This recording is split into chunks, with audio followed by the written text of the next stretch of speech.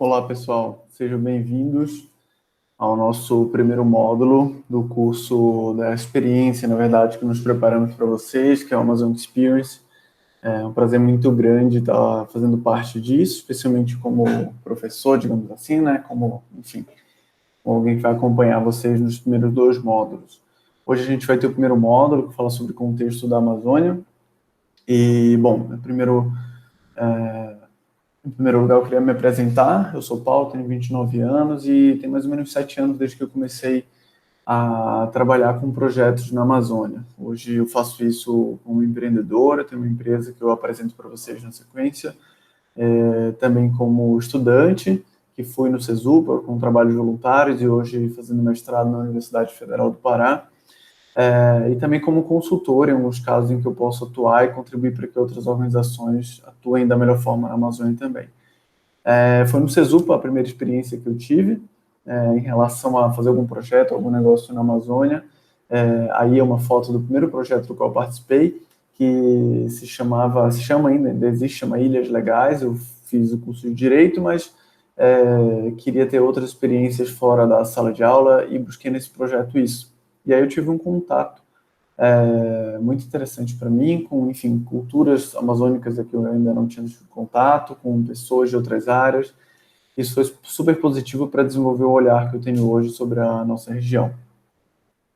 Bom, esse foi um projeto também que foi super importante para mim, eu apresento para vocês, porque foi um projeto criado dentro do CESUPA também, e a gente entendeu que existe um potencial para utilizar materiais que as comunidades ribeirinhas na Amazônia tinham, para criar produtos. Então, acho que esse foi talvez o primeiro projeto que eu comecei realmente, que eu fundei, digamos assim, relacionado à Amazônia. A gente ganhou, inclusive, uma competição nacional, fomos representar o Brasil, como vocês podem ver aí na foto, numa competição da OEA, que é a Organização dos Estados Americanos. Foi uma experiência super positiva e me estimulou a chegar aonde eu estou hoje, a ser a Manioca, e tá a maioria da equipe da Manioca, que é a minha empresa, a empresa que eu tenho junto com a Joana, que está aí na foto. A Manioca é uma indústria de alimentos e a gente utiliza a biodiversidade da Amazônia para criar alimentos e para gerar impacto positivo na região. E, bom, é mais ou menos por isso que eu estou aqui, e hoje uma das principais perguntas que eu me faço, especialmente na área da pesquisa acadêmica, é como a gente pode desenvolver a região amazônica através da bioeconomia. E esse é mais ou menos o tema do meu mestrado, e eu vou compartilhar um pouco do que eu vim aprendendo e dos questionamentos que eu acho que são válidos com vocês.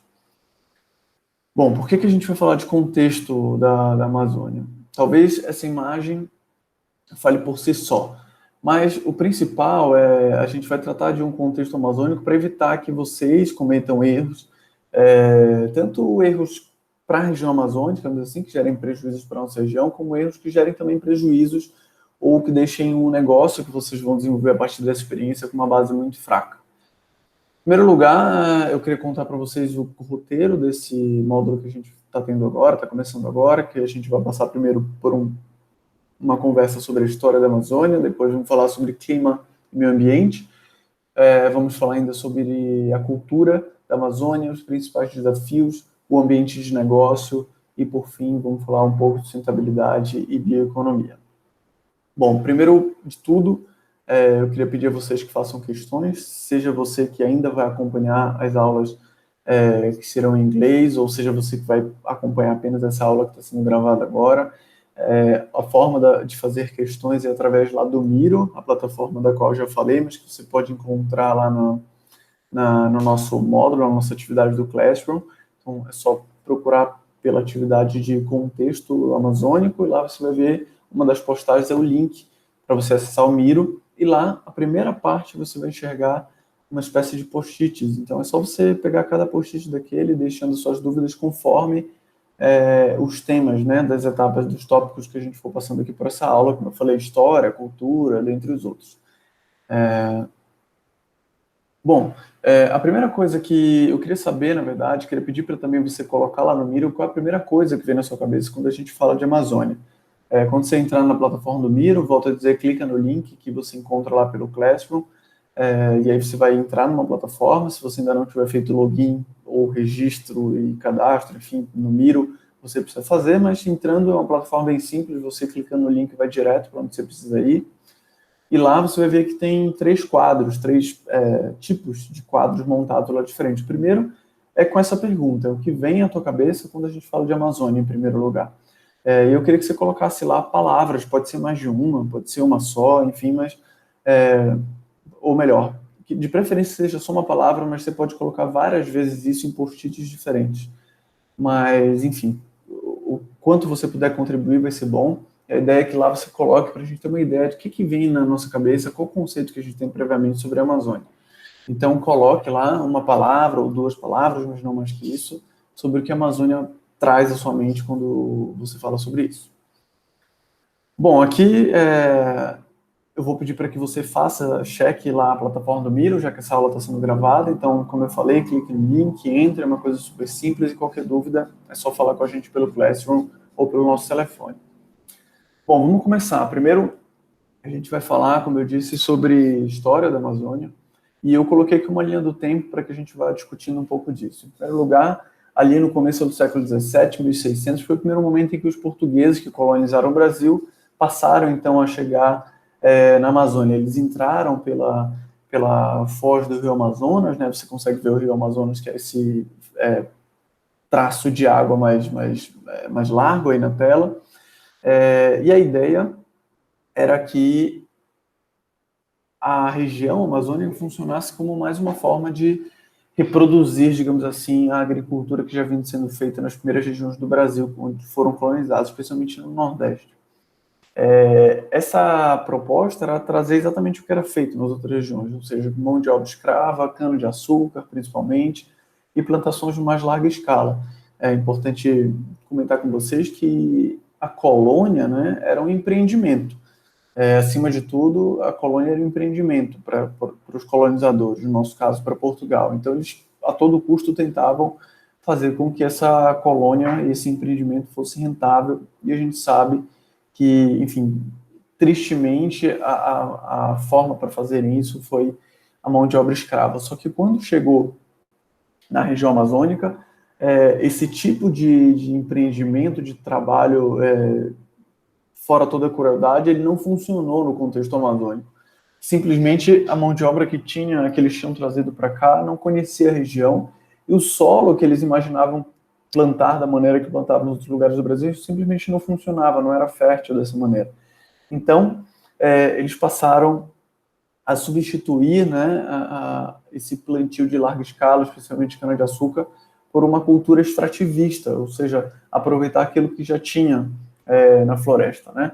E a maneira de fazer isso foi especialmente trazendo, então, a mão de obra indígena, em muitos casos, na grande maioria dos casos, escravizada também, na base da força, como a gente sabe, mas também na base de um segundo fator, que era o fator religião.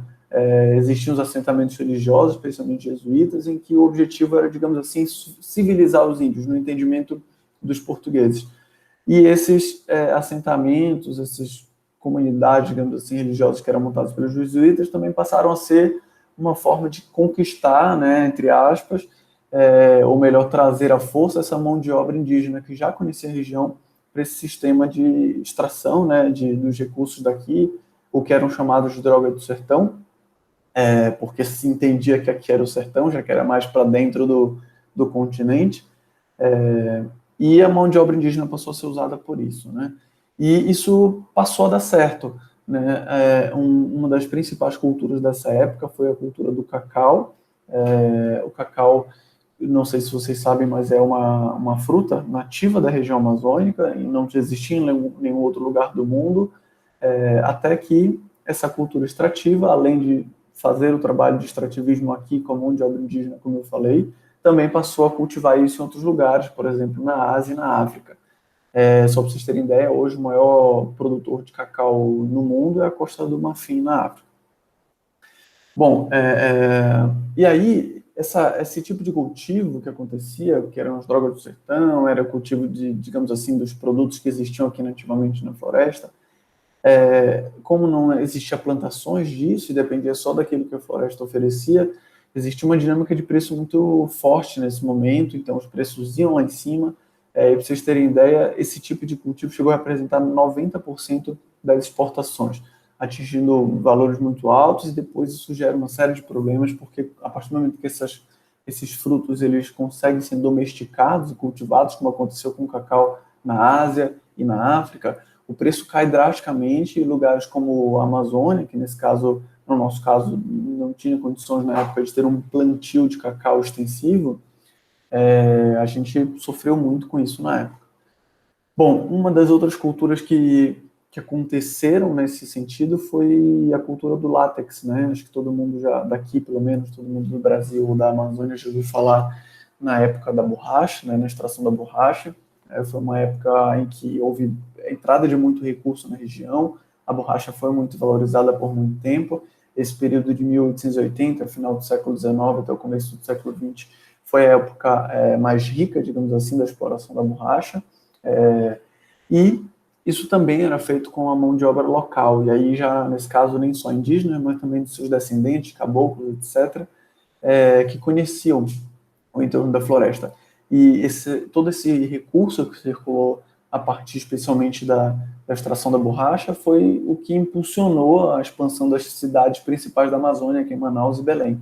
E, inclusive, trouxe essas características de arquitetura para a região, né? Aí, por exemplo, tem o Teatro Amazonas, que acho que é um dos principais, ou o principal ponto, símbolo turístico, digamos assim, de Manaus, assim como aqui em Belém, o Teatro da Paz, que também é um dos nossos principais pontos turísticos, e ambos foram construídos nessa época. Vocês podem ver aí no final do século XIX, justamente na época dessa exploração mais forte, mais rentável da borracha, digamos assim. Bom, muito desses processos que foram feitos pelos portugueses aqui foram com a ideia de que a floresta era um lugar selvagem, era um lugar rebelde, e a Amazônia chegou a ser chamada de Inferno Verde, justamente porque era uma floresta muito densa, muito pesada, digamos assim, como ainda é em grande parte até hoje, e trazia dificuldades para alguém que vinha com a mentalidade de usar a área, usar o território, digamos assim, somente para plantar, colher esse plantio, vender e trabalhar nesse sistema de agricultura, digamos assim, de monocultivo, né, de uma agricultura puramente financeira, digamos assim. E aí a floresta era considerada como alguma coisa rebelde, que tinha que ser domesticada, tinha que ser civilizada, digamos assim. Isso incluía também a mentalidade que era aplicada às populações que viviam aqui, né? Eu mostrei ainda há pouco o trabalho, por exemplo, das ordens religiosas aqui, né, que traziam para o indígena, que era considerado selvagem, não civilizado, na visão dos colonizadores, a religião como uma forma de, entre aspas, também domesticar a população indígena que existia aqui. E aí, essa ideia de domesticar persistiu por muito tempo, e eu diria que persiste até hoje, mas o governo, logo depois que a gente já passou a ser uma república, já no século XX, o governo continuou esse processo de tentar a todo custo domesticar, ocupar a floresta com o que era considerado mais civilizado. E um dos grandes exemplos disso é a criação da Fordlândia, né? E aí a gente, como vai ter alunos americanos nesse curso, é muito legal citar esse exemplo, porque isso foi um projeto da Ford, né, indústria de automóveis, que naquela época era absurdamente mais poderosa ainda do que era hoje, chegou a ser, salvo engano, a maior empresa do mundo, e eles queriam instalar aqui uma empresa para produzir látex, para poder produzir pneus para os carros que estavam sendo fabricados, né, e para justamente não ter que ficar na mão de outros países que nessa altura já produziam a borracha. Só que a Fordlândia não funcionou simplesmente porque alguns motivos. Primeiro, que eles não conheciam a região, não conseguiram lidar com o ecossistema da região. Segundo, que não conseguiram lidar com a mão de obra e com a cultura da mão de obra local. E terceiro, que logo depois foi inventado outras tecnologias de criar borracha, especialmente derivada de petróleo. E essa forma de incentivar, trazer empresas para cá, doando terras com enormes incentivos, como foi feito com a Fordlândia e muitos outros casos, fracassou na grande maioria dos casos.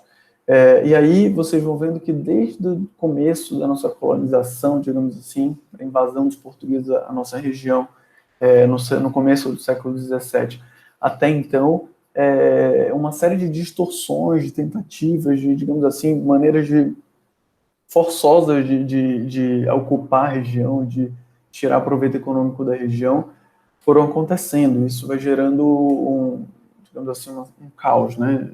Que a gente vai explicando na sequência.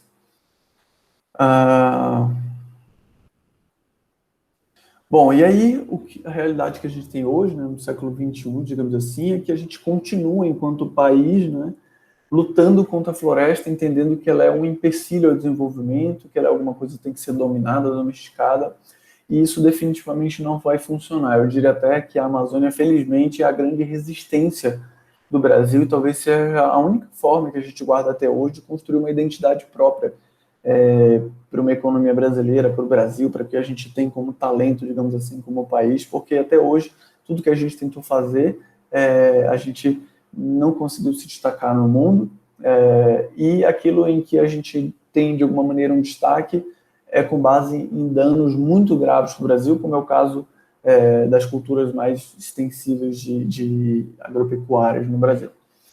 Bom, a gente continua, como eu falei, nessas tentativas de domesticar a floresta, mas para mim isso simplesmente não vai funcionar. O resultado disso tudo, dessas milhões de tentativas e distorções que foram sendo feitas ao longo da nossa história em relação à Amazônia, que em muitos casos é uma questão puramente ideológica, de achar que tinha que ser de uma maneira que acontecia em outros lugares, e não entender que a realidade era diferente. O que isso deixou para a gente foram muitas distorções sociais, muitos conflitos de toda forma, os piores índices de desenvolvimento humano do país, as piores taxas de desigualdade de renda e áreas urbanas, por exemplo, muito concentradas. Vocês devem saber que a grande concentração de habitantes na Amazônia está em duas cidades, né, que é Manaus e Belém. Para vocês terem ideia, eu vou falar disso logo à frente, mas Manaus é maior que Paris, para vocês terem ideia da concentração urbana. Bom, e a gente, além disso, está queimando o nosso futuro, né? Acho que todo mundo tem acompanhado as queimadas e é por isso que a gente está aqui, para encontrar soluções para isso que a gente vem falando. E, no caso, as soluções que a gente vai estimular aqui são negócios que podem trazer uma lógica diferente de trabalho com a floresta, digamos assim.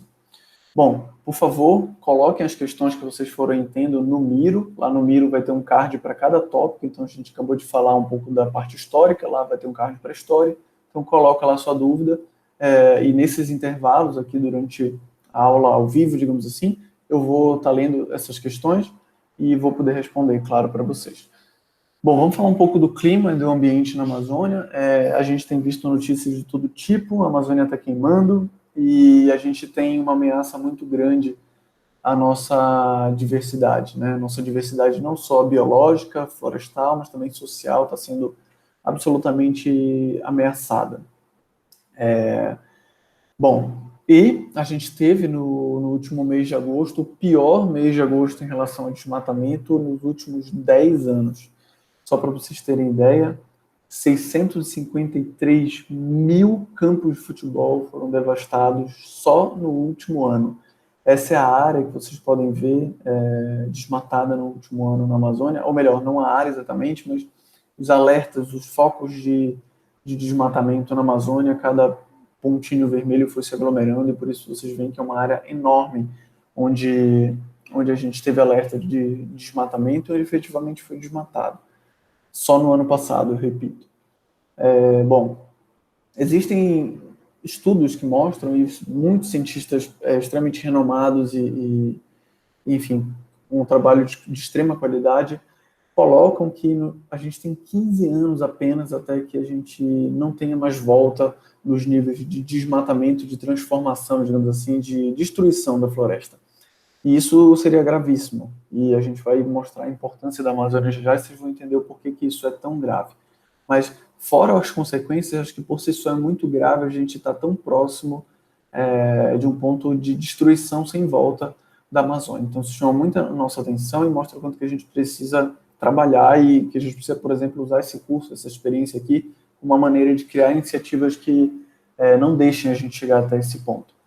E como eu falei, a gente precisa, todos nós precisamos de uma Amazônia segura, de uma Amazônia com floresta, e isso porque a Amazônia é um território enorme. ela chega a alcançar 9 países aqui na América do Sul, especialmente nessa parte superior da América do Sul, incluindo o Brasil, então Peru, Guianas, Venezuela, enfim, e Bolívia, por exemplo, a gente vai falar da Bolívia mais a seguir. Temos 25 milhões de pessoas vivendo na Amazônia brasileira, praticamente, e a Amazônia no Brasil ocupa 50% do território brasileiro. Isso é enorme. Muitas vezes, quando a gente fala de Amazônia no Brasil, parece que a gente está falando de um lugar muito distante, uma coisa muito, enfim, pequena, e na verdade é simplesmente metade do Brasil. São 5 milhões de quilômetros quadrados na Amazônia brasileira, e para vocês terem ideia, só na Amazônia a gente tem 300 bilhões de árvores. E, bom, muitas dessas árvores são verdadeiras, aliás, muitas não, todas essas árvores são verdadeiras bombas que trazem água do solo para a atmosfera. Isso é absolutamente importante. Essa água que vai para a atmosfera é justamente a água que abastece todo o resto do sul da América do Sul, e que permite que exista vida, exista trabalho, exista economia, exista agricultura nessas outras regiões. Muito provavelmente, se não fosse a Amazônia, os cientistas dizem que não tem explicação para ter umidade nessas outras regiões se não fosse a floresta amazônica. E aí a floresta coloca por dia na atmosfera 20 bilhões de toneladas de água por dia na atmosfera só através da evapotranspiração das árvores, ou seja, aquilo que as árvores, enfim, fazem evaporar e chegar até a atmosfera. Fora isso, essa é a bacia hidrográfica da Amazônia, ou seja, os rios que compõem a Amazônia, eles colocam no oceano todos os dias 17 bilhões de toneladas de água no mar. E aí uma coisa interessante, eu não sei se vocês perceberam, voltando aqui para vocês olharem para isso, as árvores colocam mais água na atmosfera do que os rios colocam água no mar. Para vocês terem ideia do potencial da nossa cobertura florestal, né? Da nossa floresta e das árvores. Fora isso, a Amazônia tem 20% de toda a água potável do mundo. O Rio Amazonas, só o Rio Amazonas tem 20% de toda a água potável do mundo. Isso é muita coisa, isso é muito importante para todo o planeta. Vocês sabem que a água é um dos grandes riscos que a gente tem enquanto sociedade, enquanto mundo, enfim, um dos grandes riscos ambientais, digamos assim. E a floresta amazônica equivale a 10 anos de emissões de carbono de todo o mundo. Então, enfim, não precisa nem explicar muito para dizer o quanto que seria grave a gente devastar ainda mais a floresta amazônica e perder isso. A gente simplesmente daria um salto de 10 anos de emissões de carbono por perder a floresta amazônica.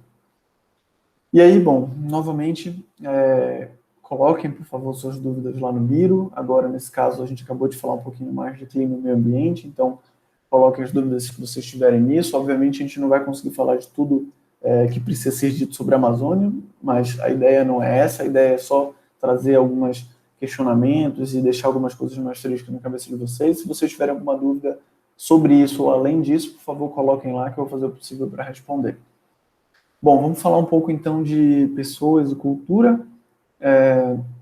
Eu coloquei essa imagem aqui só para que vocês saibam como a gente poderia estar se não fosse a pandemia, enfim, da Covid. Mas isso também representa um pouco do ambiente, né, que a gente tem na Amazônia, em Belém, por exemplo, como é o caso da foto, e é disso que a gente vai falar um pouquinho. Bom, essa é uma foto da cidade de Belém, que eu acho que retrata bem a nossa cidade, tem um lado extremamente urbano, já muito concentrado, com muita gente, bastante verticalizado, né, com muitos prédios, e do outro lado, se vocês conseguirem ver na imagem, mais ou menos onde está escrito Belém, uma floresta ainda densa, muito próxima da gente, que eu acho uma das grandes belezas da nossa cidade, esse contraste. Um meio urbano, mas que muito próximo ainda tem uma camada muito legal de floresta preservada, né? Bom, Belém tem 1,5 milhão de habitantes, é conhecida como... Conhecida não, tem o título de cidade criativa da gastronomia, um título dado pela Unesco. A gente tem quase 40 ilhas que formam a cidade de Belém, e uma população absurdamente miscigenada, que é um dos grandes valores da nossa região, por exemplo, a causa da gente ter uma gastronomia tão rica como tem. A gente tem muita influência indígena, muita influência negra, muita influência portuguesa, influência francesa, influência judaica, influência libanesa, e, enfim, ainda outras. Belém foi fundada em 1616, é uma cidade antiga, enfim, dá para ver pela nossa arquitetura e também pela cultura que existe aqui. Um dos grandes valores que tem na nossa cidade, eu acho que está bastante representado nessa foto, que é a cultura que vem das pessoas e o uso que elas dão para a nossa biodiversidade. E isso é um valor que muitas vezes passa despercebido em quem quer fazer negócio e não pode passar despercebido. Para vocês terem ideia, por exemplo, a Natura aprendeu muito com essas pessoas a como utilizar as nossas raízes, nossos cheiros, nossas plantas para fazer cosméticos. Então, é absolutamente importante que qualquer um pensando em fazer negócios na Amazônia da forma correta, da forma sustentável, pense nas pessoas e pense que elas também são um ativo incrível para esses negócios, que elas precisam ser incluídas com respeito e, enfim, incluídas nessa economia, digamos assim. Bom, é importante também falar de Manaus, óbvio, Manaus é a maior cidade da Amazônia, tem mais de 2 milhões de habitantes, Manaus tem mais habitantes que Paris, para vocês terem ideia, é uma metrópole também, é conhecida como a metrópole referência na Amazônia, acho que muito por conta do nome do estado, né? Manaus fica no estado do Amazonas e absolutamente também porque é uma cidade muito representativa que guarda muito da nossa cultura e também está, digamos assim, no meio da floresta amazônica. Belém está muito do lado leste, já próximo do final da floresta amazônica, chegando no nordeste. Mas Manaus está no centro da floresta amazônica, está no lado mais denso da floresta amazônica. Isso representa, inclusive, diferenças que a gente vê entre Manaus e Belém, nos tipos de frutas que se consome, na cultura do alimento, da gastronomia, no próprio visual da cidade, né?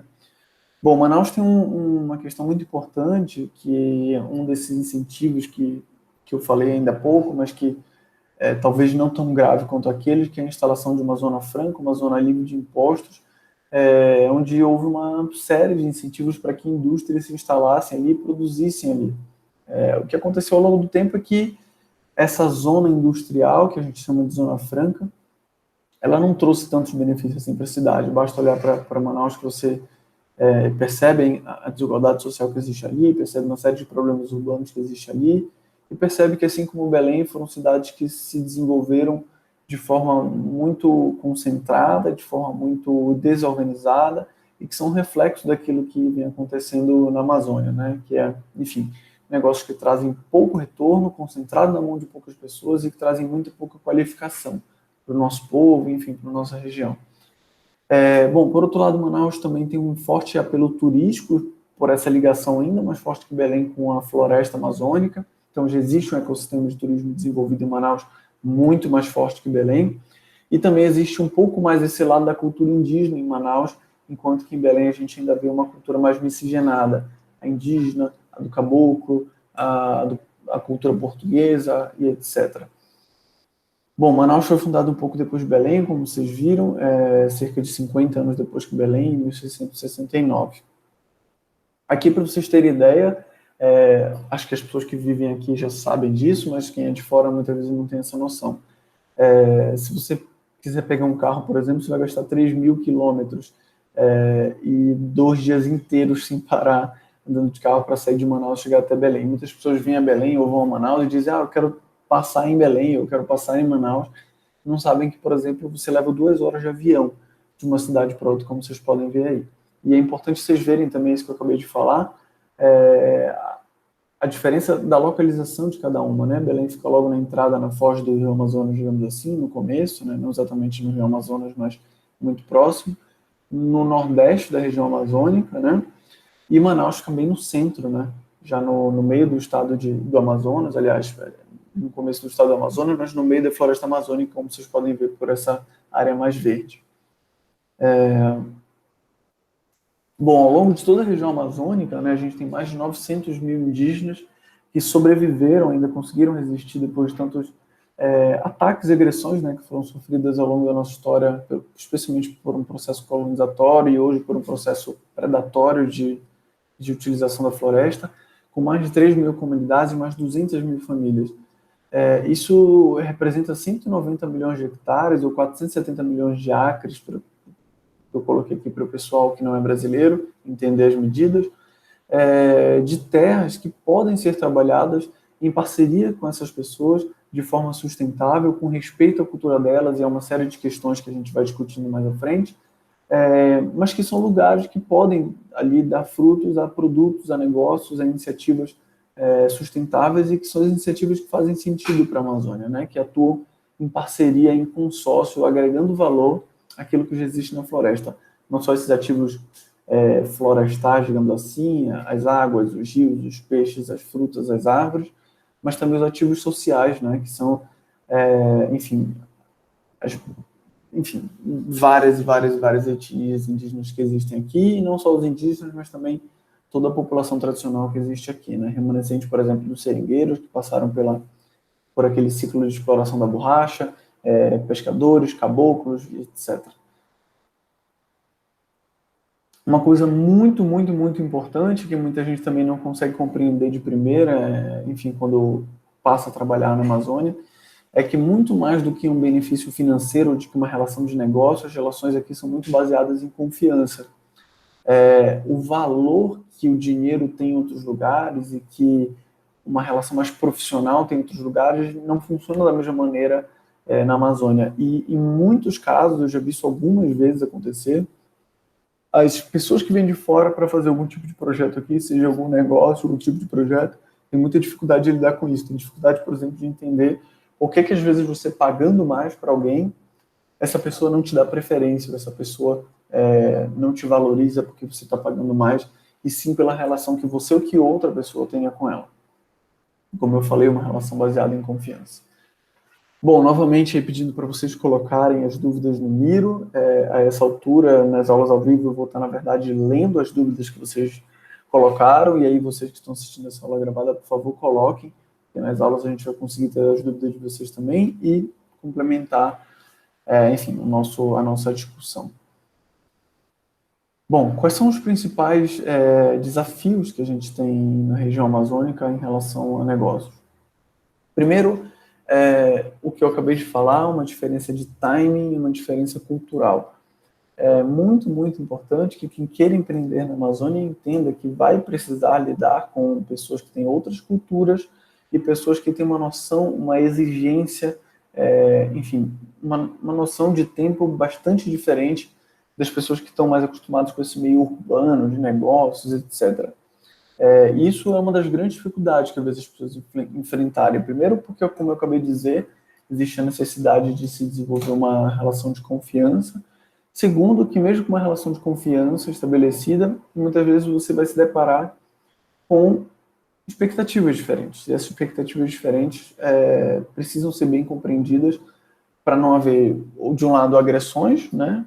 Enfim, para que a gente não, enquanto alguém quer fazer negócio com a Amazônia, não desrespeite quem já vive ali, e também para que a gente não perca a oportunidade de fazer bons negócios para a Amazônia.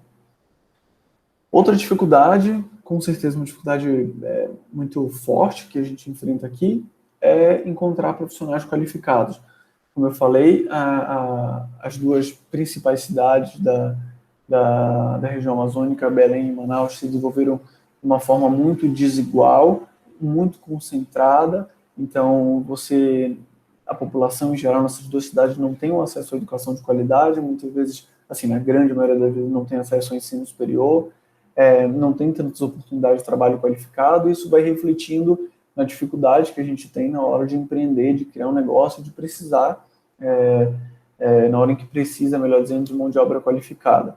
É realmente difícil encontrar, muitas vezes você tem que recorrer a alguém de fora, ou muitas vezes você tem que formar um profissional. E muitas vezes ainda você tem que fazer tudo isso com algum grau de paciência, compreensão e disposição para entender que isso é uma dificuldade que precisa ser superada. Ao mesmo tempo, tudo isso que eu falei impacta na cadeia produtiva, né? Na cadeia cadeia produtiva, assim, digamos dessa forma, que você vai precisar fatalmente se você for trabalhar de alguma maneira com a Amazônia. Então, especialmente se você for utilizar os ativos da floresta. Primeiro porque tem uma questão logística, que eu já falo um pouco mais, mas são cadeias produtivas que ainda não estão prontas, ou seja, não existe ainda, para muitos casos, um lugar onde você vai ligar e falar, eu quero uma tonelada dessa fruta X. E a pessoa vai falar, ok, te entrega no dia tal. Muitas das vezes você vai ter que buscar quem produz, você vai ter que ajudar esse produtor a se organizar, você vai ter que ajudar esse produtor a se industrializar minimamente para poder te entregar o produto com alguma qualidade, você vai ter que ensinar para ele questões básicas, às vezes, de, enfim, organizar financeiramente, pensar na logística de entrega dele, etc. Então, existe ainda essa necessidade de trabalho de formar as cadeias produtivas da Amazônia. E, obviamente, como eu acabei de dizer, né, já que essas cadeias não estão formadas, uma outra dificuldade é a informalidade, ou seja, muitas vezes você tem que fazer negócios ou você não vai poder fazer negócios porque ainda não existe uma estrutura formal. Por exemplo, você não consegue, às vezes, emitir nota, ou às vezes as pessoas não têm, enfim, conta bancária, e aí por isso tem dificuldade de receber ou de pagar, enfim. Então, esse sistema informal ainda gera uma série de dificuldades, e gera inclusive dificuldade de política pública, porque a partir do momento que existe muita informalidade, o governo não enxerga o que está acontecendo nessa economia informal, digamos assim, e aí tem dificuldade de agir, não sabe onde precisa qualificar os profissionais, não sabe onde precisa fiscalizar para que o produto ou o serviço tenha qualidade, enfim. Bom, infraestrutura também ainda é uma dificuldade, como vocês viram, a Amazônia ocupa metade do Brasil, então é um território de dimensões continentais gigante, e ainda tem muita dificuldade de infraestrutura, não só os motivos básicos pelos quais no Brasil inteiro ainda falta infraestrutura, acesso à internet, um baixíssimo acesso ao saneamento básico, que gera um monte de dificuldades também no processo de fazer negócio com a Amazônia, porque envolve as pessoas que vivem na Amazônia. Mas não só isso, outros tipos de infraestrutura de financiamento, infraestrutura de transporte, infraestrutura de comunicação, etc. Ainda tem várias dificuldades nesse sentido, então é preciso que ao fazer negócio com a Amazônia você tenha noção disso para poder lidar com isso da melhor forma e não deixar que isso atrapalhe, ou pelo menos que prejudique muito o teu empreendimento. Na verdade, eu tenho certeza que quem queira fazer negócio com a Amazônia vai precisar se adaptar. Eu acho que essa é a palavra fundamental, adaptação. Bom, além disso, existe um desafio muito grande relacionado à logística local e também uma logística internacional, para vocês que precisam pensar em exportação, já que esse é um dos principais objetivos aqui da nossa experiência, né, da Amazon Experience. Então, existe uma dificuldade logística, não só pela falta de acesso, ou pela falta de oferta, melhor dizendo, de serviços logísticos, caminhões, etc., mas muitas vezes também pelos produtos virem de dentro da floresta, pelos produtos estarem em cidades distantes, pelos volumes ainda serem relativamente pequenos, enfim. E aí isso é um outro ponto, volume, falar de escala também é um desafio na Amazônia. Muita gente que empreende pensa em escala, precisa pensar em escala em muitos casos para que o negócio se torne viável, mas é importante entender que essa escala não é tão simples assim, não é aquela escala que a gente vê em outros lugares, por exemplo, a escala da soja, a escala de uma indústria qualquer que faz um produto só. Você precisa pensar em escala na Amazônia de acordo com a diversidade, você precisa pensar em trabalhar com diferentes ativos da floresta, para que você consiga trabalhar, inclusive, com ciclos ambientais, né, da floresta. Em algum momento você vai ter mais uma fruta, em outro momento outra, em alguns momentos a chuva vai te atrapalhar muito e você precisa estar com outras formas de fazer negócio, outros produtos. Então é fundamental que você pense em escala na Amazônia, mas que você pense que essa escala não é tão óbvia quanto é nos outros lugares. E isso pode ser um desafio, mas também pode ser um grande potencial, você trabalhar com diversidade. Eu tenho um caso super legal para contar disso, que é da minha empresa, da Manioca, mas que a gente vai falar na segunda aula. Bom, aqui eu queria trazer um exemplo do quanto que é possível a gente fazer bons negócios com a Amazônia. 80%, aliás, perdão, aqui ainda é um outro ponto anterior. Esse é um dado super curioso, preocupante e que a gente precisa entender por que ele acontece. 80% da castanha do Pará, né, que é chamada de Brazilian Nut, fora do Brasil, né, consumida no mundo, foi exportada não pelo Brasil, mas pela Bolívia, que é um país muito menor que a gente, economicamente muito menor também, com uma porção de Amazônia absurdamente menor que a do Brasil, mas que exportou 80% quase da castanha consumida no mundo no ano de 2010, mas sem dúvida alguma nos anos próximos a isso não foi tão diferente. Isso fundamentalmente aconteceu por uma falta de organização de cadeia produtiva e por uma falta de adaptação ao mercado. Nesse caso especificamente, os mercados internacionais passaram a pedir níveis de qualidade para a castanha do Pará, no caso Brazilian Nut, como chamado, E esse nível simplesmente não foi atendido pelo Brasil, foi atendido pela Bolívia, meio que simples assim, mas óbvio que tem nuance aí dentro. A Bolívia conseguiu se organizar diferentes produtores, se reunir, melhorar sua produção, investir em qualidade, e com isso tomou um mercado gigante do Brasil, que poderia ser muito maior. Especialmente considerando que as nossas dimensões da Amazônia são absurdamente maiores do que na Bolívia, né? Bom, novamente, as dúvidas, né, por favor, coloquem lá para que a gente possa falar nas aulas ao vivo, coloquem no Miro, tem um card lá para dúvidas para cada um dos tópicos, então a gente acabou de falar de desafios, então vai ter lá um card para desafios. Bom, aqui a gente teria um break aí de 5 minutos, eu vou passar ele, já que a gente está gravando a aula. E bom, ambiente de negócios na Amazônia, vamos falar um pouco disso. A gente, como falou, tem na Amazônia duas principais metrópoles, digamos assim, que é Belém e Manaus. E isso, de alguma forma, eu falei que existem dificuldades, é claro, mas também isso é o ponto em que a gente vai ter maior suporte para realizar negócios, porque são áreas que têm muita, enfim, serviços existentes, como eu coloco aqui, mais de 2 milhões de habitantes nas duas regiões. Belém, com a sua região metropolitana, já tem mais de 2 milhões, Manaus, a própria cidade, já tem mais de 2 milhões de habitantes. Onde você vai conseguir encontrar com maior facilidade, ainda que exista dificuldade, mas com muito mais facilidade que em outras regiões da Amazônia. São nessas duas cidades em que você vai nessas duas cidades que você vai encontrar serviços logísticos, serviços de frete, transporte rodoviário, transporte aéreo, serviços para exportação. Por exemplo, em Belém já tem empresas especializadas em exportação de ativos da Amazônia, onde você vai encontrar, por exemplo, universidades, centros de pesquisa, enfim, instituições com as quais você pode fazer parcerias, desenvolver tecnologias, e serviços de suporte a negócio em geral, desde serviços de suporte a pequenas empresas, como bancos, como agências de comunicação, etc. Enfim, todo tipo de serviço que você pode precisar para um negócio. Em geral, esses serviços já estão bem desenvolvidos nas duas metrópoles. São cidades grandes, como eu falei, são cidades que têm uma economia forte, porque tem uma população grande. Então, são nessas duas cidades em que você vai precisar, muito provavelmente, ter apoio em algum momento no teu negócio relacionado à Amazônia. Bom, um outro ponto relacionado ao ambiente de negócio é que existem mercados que já estão funcionando com uma escala maior, já estão abertos. Um grande exemplo disso é o mercado do açaí.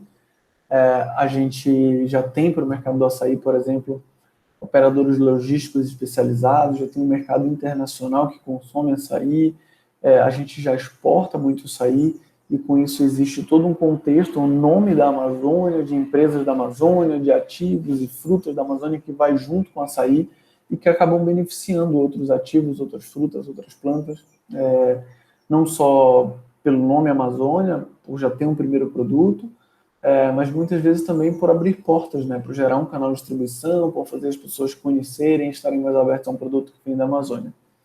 Sem contar, existe uma possibilidade grande de fazer networking com empresas que já estão num estágio mais avançado, networking com empresas de outros países e gerar benchmark.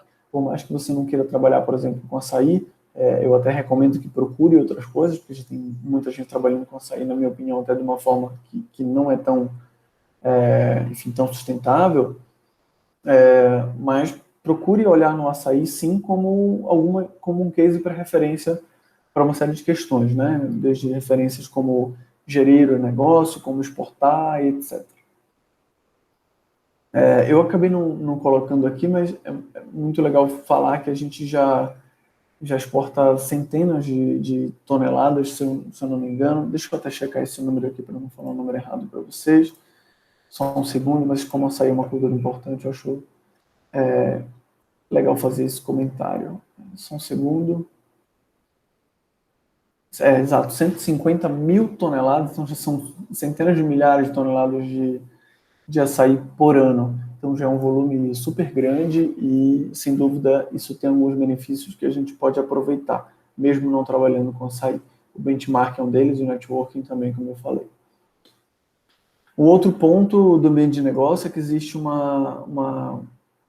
enfim, um ambiente muito propício para a cooperação entre negócios. Então, Essa cooperação entre negócios tem uma série de benefícios enormes que podem, enfim, acontecer para todos os negócios. Você reduz uma série de custos, você consegue ter dicas, um negócio com outro, você consegue trocar informações sobre clientes, sobre produtos, enfim, uma série de questões. Nesse caso aí da foto, eu vou contar para vocês esse caso, é um grupo que a gente teve, do qual eu fui parte, fui fundador aqui em Belém, um dos fundadores, e a gente reuniu esse grupo de empresas, funcionários dos nossos, por exemplo, e fomos visitar a Natura, que é uma gigante de cosméticos que tem uma planta instalada aqui. A gente vai, inclusive, comentar o caso da Natura, que trabalha com biodiversidade na segunda aula.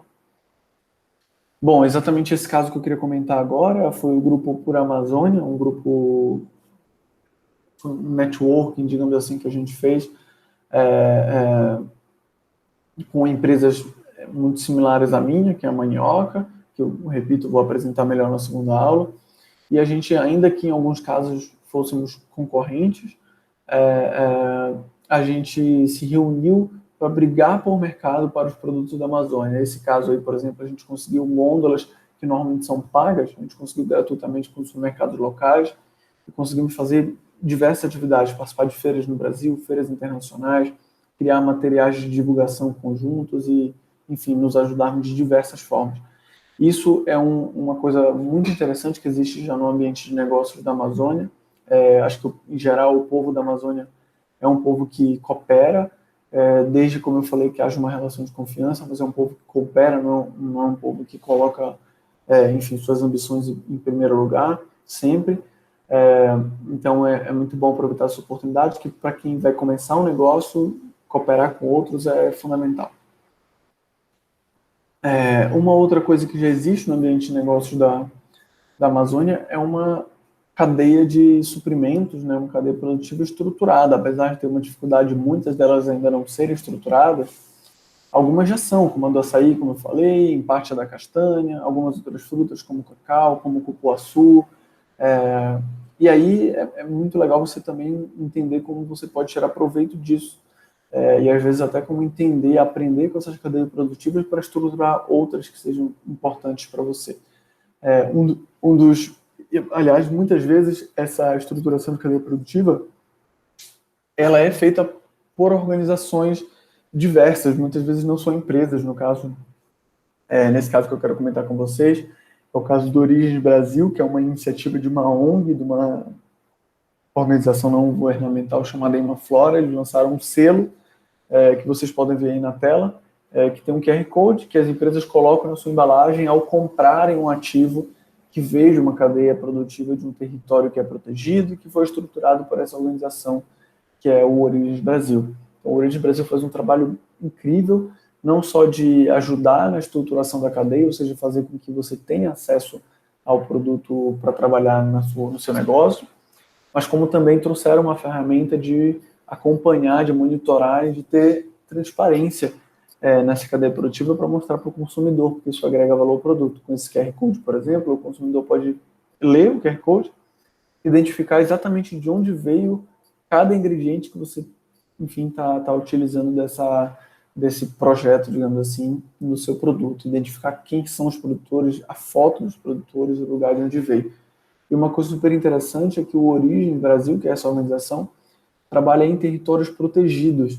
Ou seja, é super importante que a gente fale disso, porque isso, além de ser um valor enorme para o consumidor, muitos consumidores valorizam, aliás, a gente vai falar disso, muitos consumidores valorizam muito produtos que vêm da Amazônia de forma sustentável. Além disso, é uma forma direta de ajudar a proteger áreas que precisam estar protegidas para que a gente mantenha a biodiversidade, a sociobiodiversidade preservada, que no final das contas é o grande valor da região amazônica. Né? Uma outra coisa que já existe, acho que com alguma maturidade, apesar de ser ainda pequeno, mas já é possível encontrar bastante, investidores, aceleradoras e parceiros, enfim, apoiadores de toda forma, a negócios que trabalham na Amazônia de forma sustentável. Aqui eu queria falar para vocês do case do PPA, que é uma plataforma chamada Parceiros pela Amazônia. É uma plataforma criada por uma ONG que é o IDESAN, que é o Instituto de Desenvolvimento Socioeconômico da Amazônia. Eu não lembro exatamente o nome, mas a sigla, mas o nome é IDESAN. E o IDESAN criou uma plataforma que, na verdade, é um conjunto de instituições, incluindo outras ONGs, incluindo o governo, incluindo, enfim, outros tipos de empresas e grandes empresas que atuam na Amazônia, juntou todo mundo para que pudessem apoiar, dar suporte a negócios pequenos que estão trabalhando na Amazônia de forma sustentável. Então, o case do PPA, eu diria que é o case mais bem sucedido de apoio a negócios sustentáveis na Amazônia. Eles já, como vocês podem ver, investiram mais de 5 milhões de reais em negócios sustentáveis e apoiaram mais de 30 negócios financeiramente e com outros tipos de apoio. E é um case muito interessante porque ele primeiro se renova, todo ano são lançadas novas chamadas para que negócios possam concorrer a esses prêmios, a esses apoios. E não só por isso, mas porque tem formado uma rede de cooperação entre vários negócios que participam do programa e que se ajudam e que conseguem crescer juntos. Então, o PPA é uma forma de apoiar, de incentivar, de impulsionar um negócio que eu recomendo muito que vocês procurem. Bom, aqui eu separei, foi feito um mapa de organizações que apoiam, né, o desenvolvimento sustentável através de negócios na Amazônia. Mais de 50 organizações foram localizadas, catalogadas, digamos assim. E aqui eu trouxe para que vocês vejam elas, podem depois, a apresentação vai estar disponível depois para vocês no Classroom, então vocês podem pegar e buscar cada uma dessas organizações para ver quais funcionam melhor para o negócio que vocês vão criar, agora ou, enfim, que seja no futuro. Mas eu queria muito que vocês vissem que já tem uma quantidade considerável de organizações, fundos de investimento, outras instituições, apoiando negócios sustentáveis na Amazônia.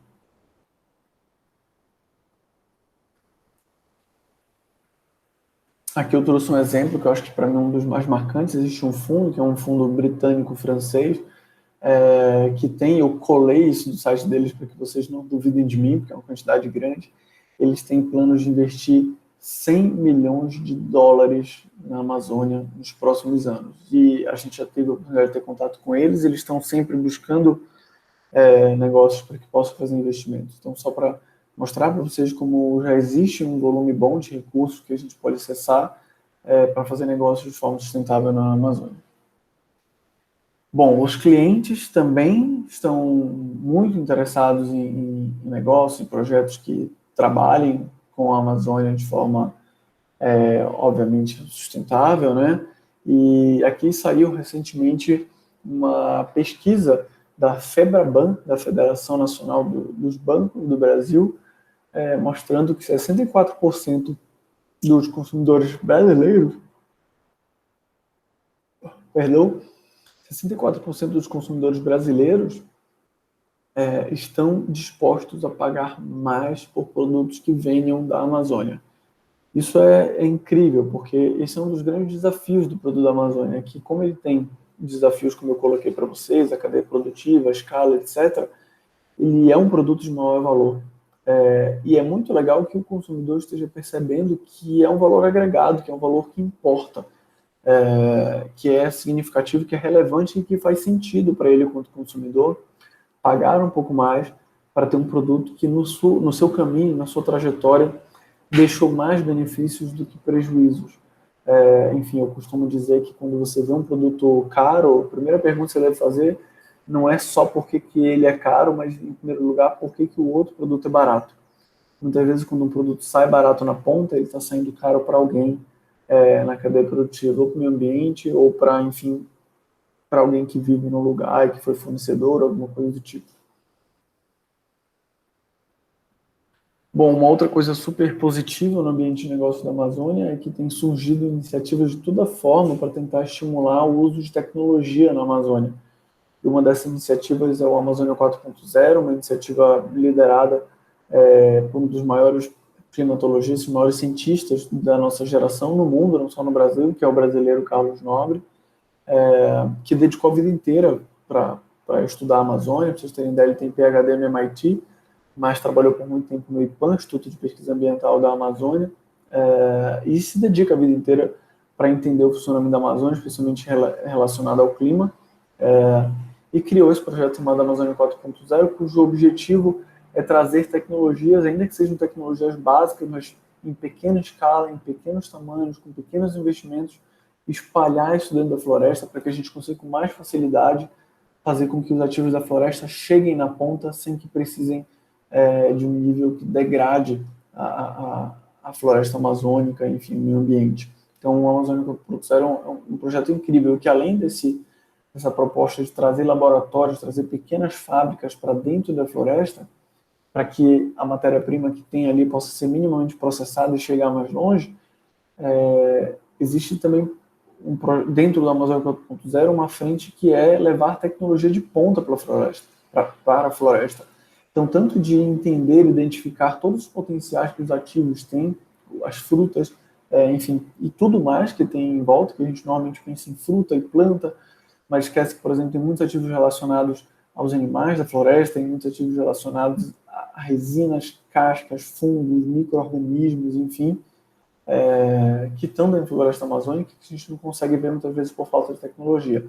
E o Amazônia 4.0 tem também isso como objetivo. Um dos pontos desse projeto é, por exemplo, levar conexão de internet para dentro da floresta.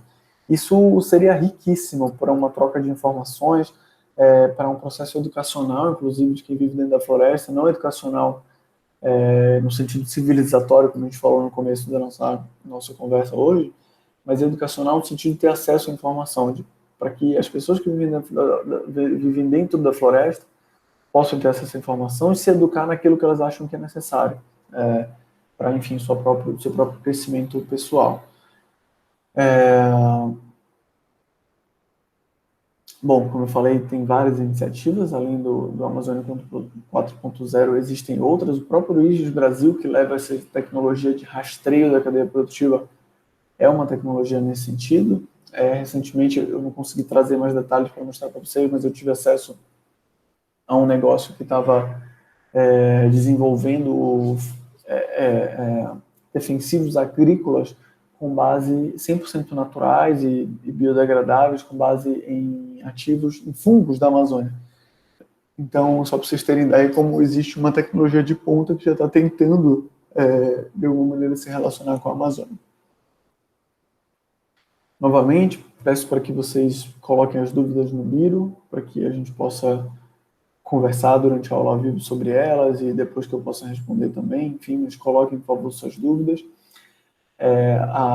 Falar da Amazônia é difícil, porque é um tema muito grande, vocês viram, com muitas ramificações. A gente pode olhar para a Amazônia de diversas formas, e é muito importante que vocês tragam as formas, as dúvidas que são de maior interesse de vocês, que seriam mais relevantes para os negócios que estão na cabeça de vocês e que vocês vão criar nesse curso, justamente para que a gente possa ser mais assertivo e para que eu, enquanto alguém que está colaborando aqui com vocês, possa ajudar mais, ter mais utilidade para o projeto de vocês.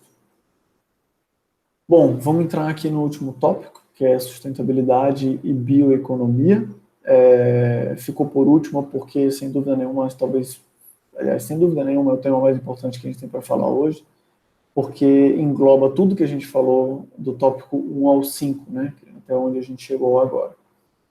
Bom, em primeiro lugar, a gente costuma olhar para a sustentabilidade pensando naquele tripé, né, muito básico, que é falar daquilo que é sustentável economicamente, socialmente e ambientalmente, mas é preciso entender que a sustentabilidade ela vai até além disso, né? Porque muitas vezes quando a gente fala desse tripé, a gente vai meio naquilo que dá para fazer, né? E não vai tão a fundo, enfim, deixa muito a nosso critério aquilo que é suficiente para as outras pessoas que vivem, no caso, na Amazônia e para o meio ambiente na Amazônia.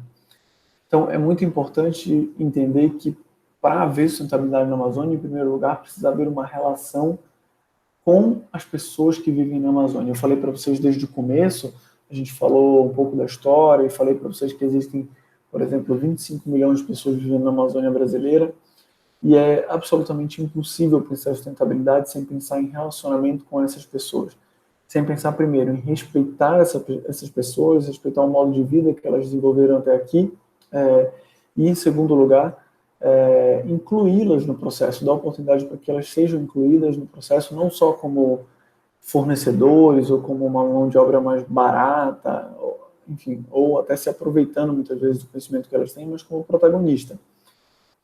Aproveitando da melhor maneira, aproveitando não, mas mostrando para essas pessoas como o conhecimento que elas têm, como o domínio que elas têm ancestral da floresta, tem valor e pode ser utilizado para a melhoria da qualidade de vida delas e para proteger também o ambiente onde elas vivem, que é a floresta e que é fundamental para que elas vivam, e para que preservem também sua cultura, etc. Vocês, não sei se sabem, na verdade, mas existe um êxodo rural ainda enorme na juventude na Amazônia, ou seja, muitas pessoas novas, como eu, como vocês principalmente, não conseguem ver dentro da floresta um meio de vida. E por isso muitas vezes saem, vêm para as cidades, e aí, como eu falei, a gente tem uma concentração enorme nas duas grandes cidades da Amazônia, que é Belém e Manaus, e cada vez mais a gente precisa incluir essas pessoas num processo econômico de negócios relacionados à floresta amazônica, para que elas vejam que existe um futuro que pode ser próspero para elas,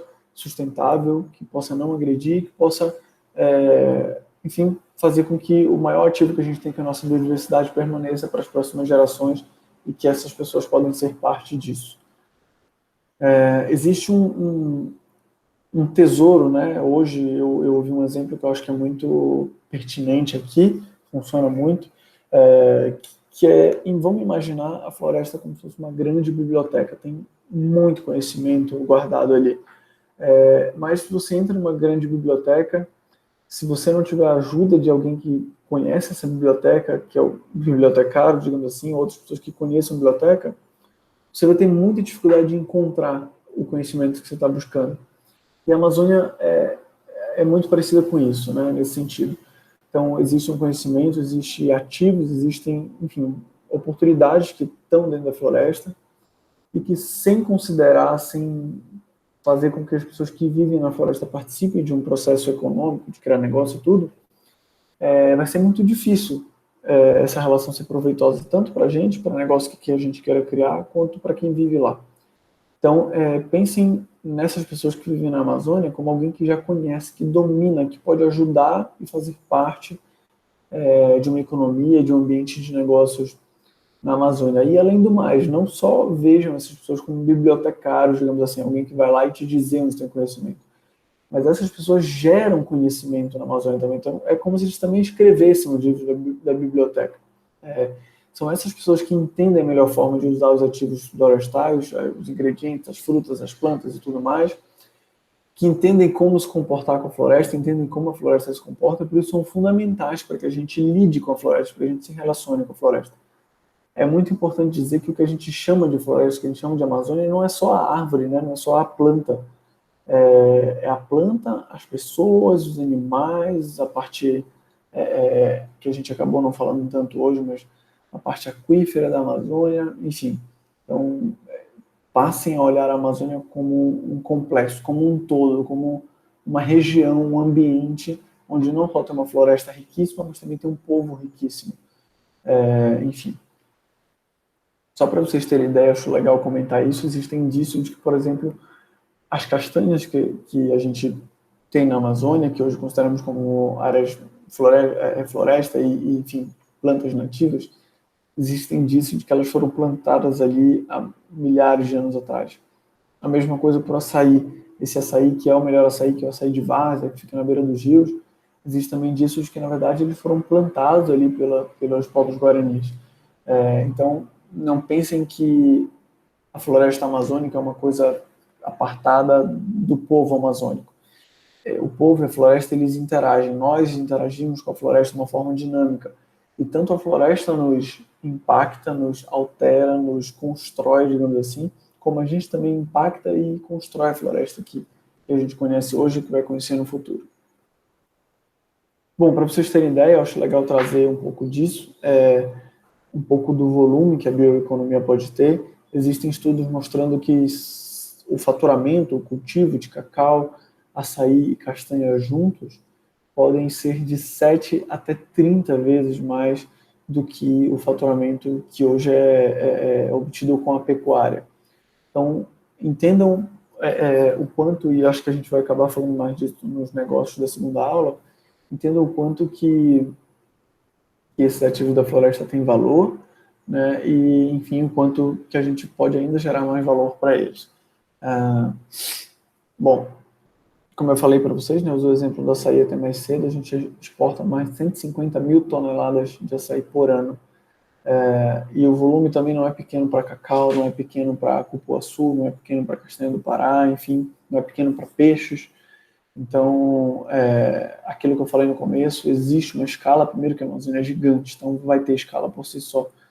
Segundo, se a gente tiver diversidade, estiver pensando num negócio com diversidade, a escala é maior ainda. Terceiro, que a gente pode estar falando de coisas que têm um volume financeiro gigante e que não precisam de escala. Por exemplo, existem recentemente notícias saíram de que uma quantidade mínima, ínfima, de um veneno de uma cobra que é muito comum, ou melhor, que é muito comum não, mas que é endêmica, que só tem na Amazônia, seria 1/10 das exportações brasileiras, todas. Então, é importante mostrar a vocês que não é só esses ativos mais óbvios, as frutas, por exemplo. Tem coisas que são ainda estão, digamos assim, escondidas, guardadas, que precisam de tecnologia para serem compreendidas. Eu falei mais cedo do exemplo de usar fungos da Amazônia como defensivo agrícola, que não agride o ambiente, etc. E estou dando esse exemplo agora, por exemplo, do cultivo de cacau e do veneno, por exemplo, de cobra, que, como eu falei, é uma quantidade ínfima, ridícula, assim, de pequena, pode representar um volume absurdo nas nossas exportações. Como eu falei, a gente precisa de mais, né? Não basta apenas a gente olhar para esses ativos florestais, para o básico, olhar para as frutas e tentar exportar as frutas. A gente precisa agregar valor, precisa verticalizar as produções na Amazônia, precisa fazer que os produtos sejam produtos que não sejam só commodities, que não dependam de um preço, enfim, que varie muito, que deixe inseguro as pessoas e os empreendedores da região. Então, eu trouxe aí na imagem um exemplo muito legal que a gente vai falar na segunda aula, a gente vai trazer muita referência de negócios que já existem na Amazônia. Essa empresa é a Anacal, uma empresa que produz chocolate, um chocolate excelente, que não deixa a dever, pelo contrário, a qualquer chocolate importado, é até melhor. E é uma empresa que, além de investir muito em comunicação, uma embalagem incrível, uma história super bem contada. Dentro dessa embalagem, a gente tem, por exemplo, um desenho explicando como é todo o processo do cacau, o rosto do produtor, como vocês podem ver na foto. Então, a gente precisa agregar valor aos nossos produtos. A Anacal poderia simplesmente vender a amêndoa que está na mão da pessoa na foto, mas resolveu investir em fazer um chocolate de muita qualidade, um chocolate que conta a história, que tem experiência agregada, que tem branding, que tem transparência, que tem tecnologia, enfim, que tem a história da Amazônia contada, tem valor da Amazônia dentro do produto. Não é só mais um chocolate da Amazônia feito por um produtor X, com cacau nativo da Amazônia, em sistema agroflorestal, de forma sustentável, produzido na Amazônia, por empreendedores da Amazônia. Então, isso tudo agrega valor no produto. E isso tudo é o que faz o consumidor, como eu mostrei mais cedo naquela pesquisa, querer pagar mais por um produto que vem da Amazônia. Bom, novamente, né, pedindo mais uma vez para que vocês não deixem de colocar as questões. A gente falou de muita coisa e é importante que eu possa, através das perguntas de vocês, complementar coisas que ficarem abertas ou que ficarem dúvidas na cabeça de vocês. Em dúvida, né? Bom, e aí, gente, chegamos ao final, né, desse primeiro módulo. Vamos fazer um checklist. A gente passou pela história da Amazônia para que eu pudesse falar para vocês como é que aconteceu o que acontece, o que hoje a gente conhece como problemas na Amazônia, né? Um problema de desmatamento, um problema em que foi uma economia baseada em grandes projetos que não absorveram a população daqui, que não geraram uma economia daqui, ou seja, não geraram renda, não geraram condições das pessoas daqui melhorarem de vida. Essa mentalidade de civilizar a Amazônia persistiu por muito tempo. Muitos dos fazendeiros, pessoas que, enfim, vieram para a Amazônia trabalhar agropecuária, trabalhar trabalhar com monocultura, sem considerar a biodiversidade, foram pessoas que vieram de fora, foram colocadas pelo governo brasileiro aqui, muitas terras foram dadas, muitos subsídios foram dados, sempre na lógica, como eu falei, de tentar domesticar a Amazônia, ocupar a Amazônia como se fosse enfim, um lugar que precisa ser dominado à força. E isso gerou uma série de distorções para a gente, especialmente os crimes e agressões ambientais que a gente tem visto hoje, queimadas, devastações, enfim. Bom, me fugiu a palavra, mas, enfim, a devastação da floresta, desmatamento, era essa a palavra. Então, isso foi especialmente causado por uma mentalidade que a Amazônia era um lugar que precisava ser civilizado. E é muito importante que a gente entenda esses erros, enfim, essa mentalidade que nos trouxe até aqui, até a situação grave que a gente tem hoje, para que a gente saiba como construir os negócios que a gente quer construir para o futuro da Amazônia, né? Então, eu espero que esse lado histórico tenha trazido boas reflexões para vocês. Segundo, a gente falou de clima e meio ambiente, então a gente continua falando de como está esse cenário de desmatamento na Amazônia. A gente teve o pior agosto nos últimos 10 anos em termos de desmatamento.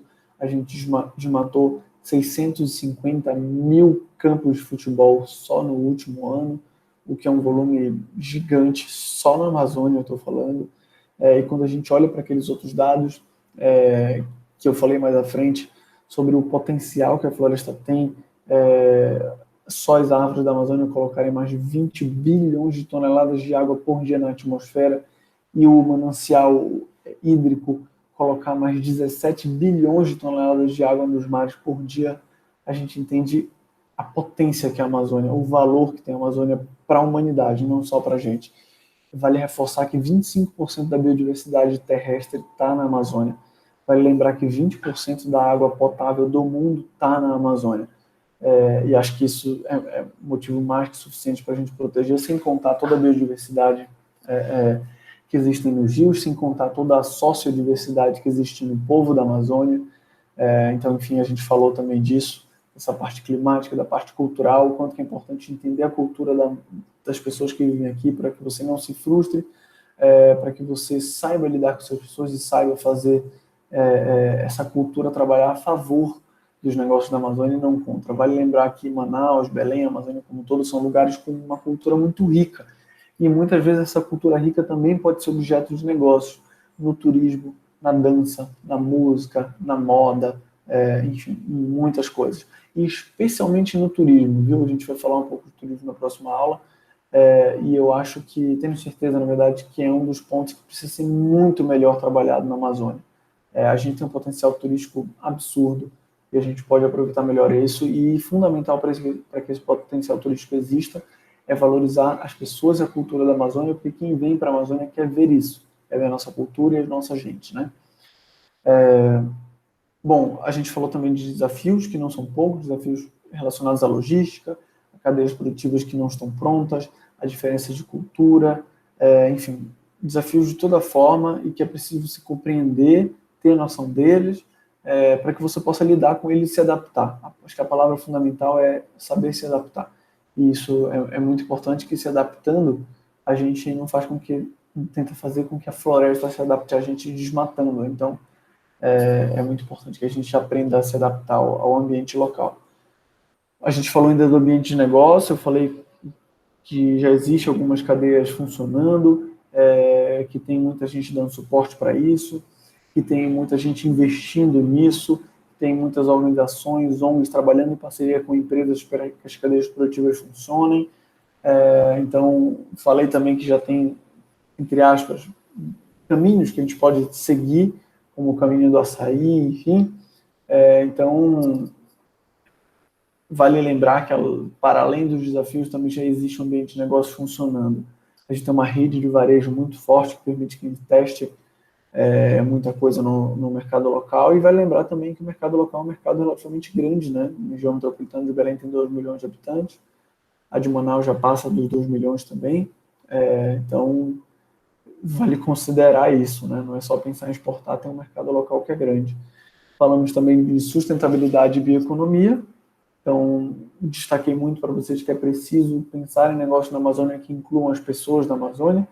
Isso é fundamental para que o negócio prospere. Eu não tenho dúvida de que o negócio, olhando nessas condições, vai ter condição de prosperar, de aprender rápido o que a floresta tem de valor e de conseguir levar isso para o mundo e mostrar para o mundo por que a gente precisa cuidar da nossa floresta, né?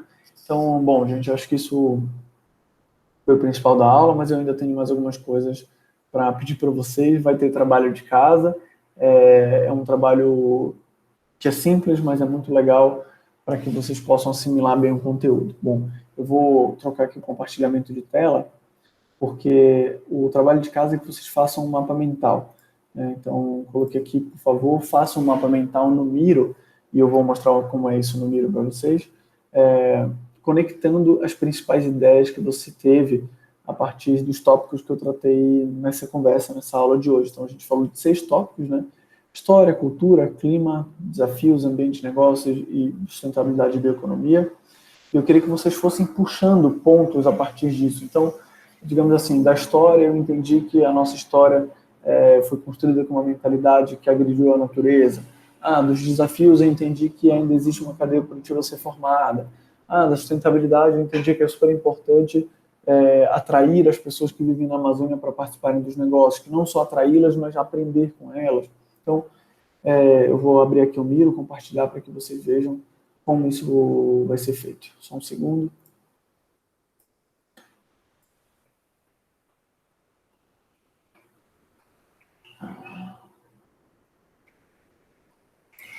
Só um segundo, gente. Eu estou abrindo aqui o Miro.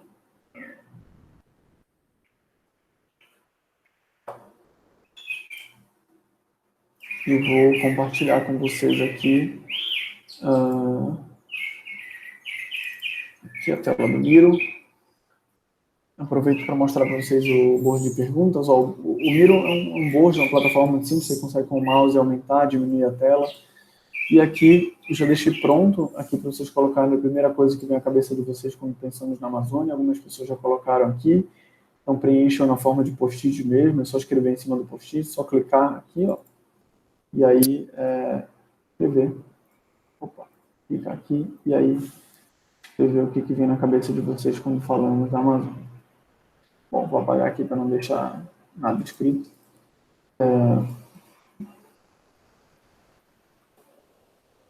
Pronto, acho que facilita se vocês derem um zoom, clicar e aí se inscrever, vai ser mais fácil. O zoom é só rolar aqui o mouse ou com o mouse aqui no notebook mesmo, ampliar e diminuir. Bom, aqui também é o lugar onde vocês colocam as dúvidas, como eu falei. Então, aqui quando for do tópico de história, coloca aqui, clima aqui, cultura e assim por diante. E aqui é onde a gente fala do dever de casa. Isso aqui é um mapa mental. Então, aqui a gente está falando de contexto da Amazônia. Coloquei os tópicos aqui que a gente está falando, né? E bom, aí vocês precisam só clicar em cada tópico desses e colocar que vocês querem um maisinho. Então, vou colocar mais uma coisa que eu aprendi a partir daqui. Então, por exemplo, a partir da biodiversidade, eu aprendi que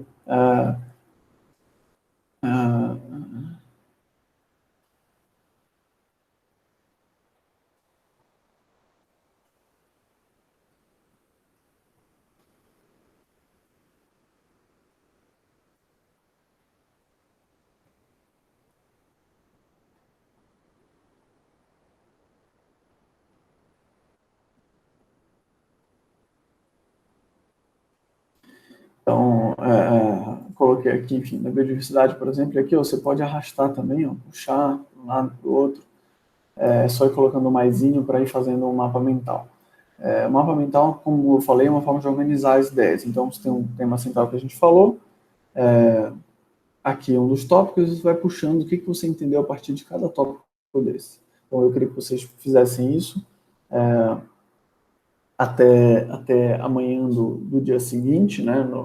Ou seja, dia seguinte a aula vai ser na segunda, então até amanhã da terça-feira, para que eu possa dar uma olhada e comentar isso com vocês. E eu coloquei aqui, tem a biodiversidade de frutas e plantas, mas também tem uma biodiversidade escondida ainda por uma tecnologia. Então, enfim, só a título de exemplo, o que vocês precisam fazer é vir aqui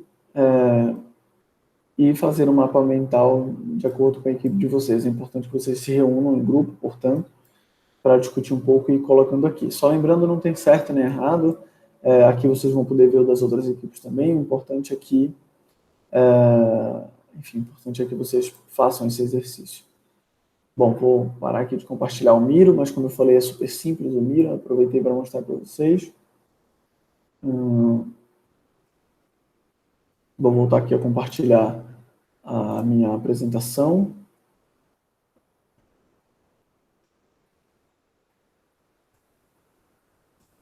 E, bom, por favor, coloquem lá, né, no mapa mental o que vocês aprenderam de cada tópico dessas aulas. Pode colocar só palavras mesmo, não precisa escrever nenhuma frase mais longa.